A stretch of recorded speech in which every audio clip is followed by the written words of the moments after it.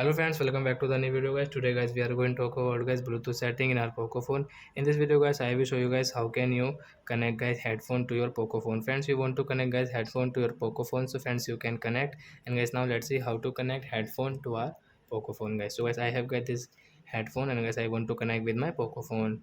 So then I will on first of all my phone setting and guys on you guys your headphone. So I will on it and guys you can see Bluetooth setting. Friends, tap here and guys we will on our Bluetooth. Then we will refresh it. Then guys you can see guys your headphone name.